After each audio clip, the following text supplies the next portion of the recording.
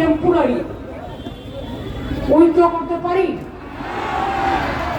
ইলেকশনের একদিন আগে পর্যন্ত দরকার হলে ভোটার তালিকায় ভোটারের নাম তুলবে, তার জন্য সুপ্রিম কোর্ট আছে। আমি এখানে 26 দিন অনশন করে গিয়েছিলাম সিঙ্গুরের ব্যাপারে পণ করে, আর দেখুন কিরকম ইতিহাস মিলিয়ে দিয়েছে। সিঙ্গুরের সময় যে লোকটা জোর করে চাষিদের জমি অধিগ্রহণ করেছিলেন, সেই লোকটাই আজকে ইলেকশন কমিশন এখানে তাকে ডেপুটি ইলেকশন কমিশনার না কি যেন একটা পোস্ট দিয়ে পাঠিয়েছে। ব্রিগেডের পরে যদি ইলেকশন অ্যানাউন্সও করে, চিন্তা করার কোনো কারণ নেই, একেবারে ভোটের আগের দিন পর্যন্ত সময় থাকছে, এটা মাথায় রাখবেন।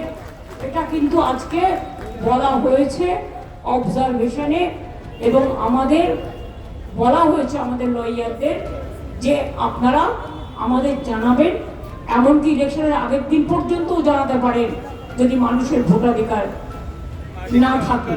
একেবারে যে দরজাটা বন্ধ হয়ে গেছিল সেই দরজাটা অনেকটাই খোলা হয়েছে, সেটা সদ্ব্যবহার করুন। এবং সেক্ষেত্রে আর একটা বলবো, নজর রাখতে, কখনো কখনো কাউকে টাকা দিয়ে কিনে নেওয়ার চেষ্টা করা হচ্ছে, যাতে ভোটার লিস্টের কাজে দেরি হয়, অ্যাডজুডিকেশনের কেসগুলো আরো দেরিতে নিষ্পত্তি হয়, তার জন্য নির্বাচন কমিশনকে ইসি ভৎসনা করেছে, সুপ্রিম কোর্ট ইসিকে ভৎসনা করেছে। এবং শুধু তাই নয়, সুপ্রিম কোর্ট আজকে যাদের নাম বাদ যাচ্ছে তারা যাতে আবার অ্যাপিল করার সুযোগ পায় এবং আবেদন করার সুযোগ পায়, কলকাতা হাইকোর্টের অবসরপ্রাপ্ত প্রাক্তন প্রধান বিচারপতি সহ একাধিক প্রাক্তন বিচারপতিদের অ্যাপিলেট ট্রাইব্যুনাল বেঞ্চ খোলার জন্য ইসিকে বলেছে, কলকাতা হাইকোর্টকে নির্দেশ দিয়েছে।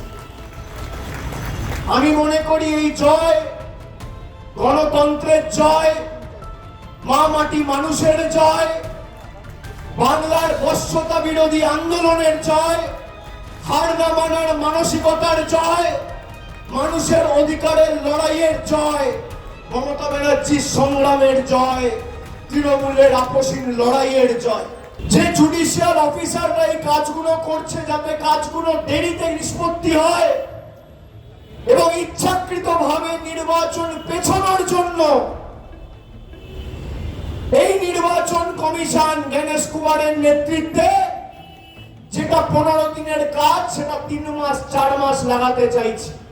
ইলেকশনের একদিন আগে পর্যন্ত দরকার হলে ভোটার তালিকায় ভোটারের নাম তুলবে, তার জন্য সুপ্রিম কোর্ট আছে। আমরা যে দাবিগুলো তুলেছিলাম প্রত্যেকটা দাবিকে সুপ্রিম কোর্ট মান্যতা দিয়েছে।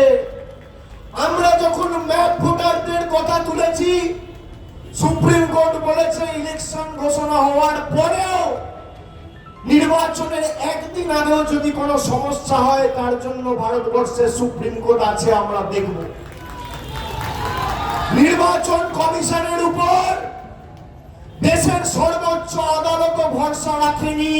আমি আজও সকালে ওনাকে বলেছি যে আপনি যে দাবি নিয়ে ধর্নায় বসেছেন, আপনার এই দাবিকে দেশের সর্বোচ্চ আদালত মান্যতা দিয়েছেন। এটাই বাংলার জয়, তৃণমূলের জয়। মুখ্যমন্ত্রী ধর্ণা দিচ্ছিলেন, ধর্ণা উঠে গেছে। ধর্ণায় লোক যা তার চেয়ে পুলিশ বেশি। ওই বিজেপি একটা কি যাত্রা করছে, লোক যা তার চেয়ে পুলিশ বেশি। মুখ্যমন্ত্রী ভাইপো টাইপো মিলিয়ে ধর্ণা করছেন, ধর্ণায় লোকের চাইতে তৃণমূলের পুলিশ বেশি। ও ধর্ণার কি মানে আছে? এবং এই সমস্ত তালগোল পাকানোর দায় যার, তাদের মধ্যে অবশ্য গুরুত্বপূর্ণ রাজ্য সরকার, যারা তাদের নিজেদের কাজ না করে তালগোল পাকিয়ে রেখেছে, তারা আবার কি সব কি ধর্ণা কি দিচ্ছে, তার কি মানে আছে? ওই ধর্ণাতে লোক জোটেনি, তৃণমূলের লোক। তুলে নেবার কোনো বিকল্প ছিল না। পরে যখন দেখছেন যে আচ্ছা লোকও জুটছে না, চালিয়েও যাওয়া যাচ্ছে না, তোলার ব্যবস্থা কেউ করছে না, তখন ভাইপো বলছে আচ্ছা পিসি তুমি এবার উঠে যাও। তো পিসির কথায় পিসি উঠে গেছেন, ভাইপোর কথায়। লোক না জুটলে এরকমই হয়। সমস্ত পশ্চিমবাংলার ভোটারদেরকে যেভাবে দাগিয়ে দেওয়া হচ্ছে।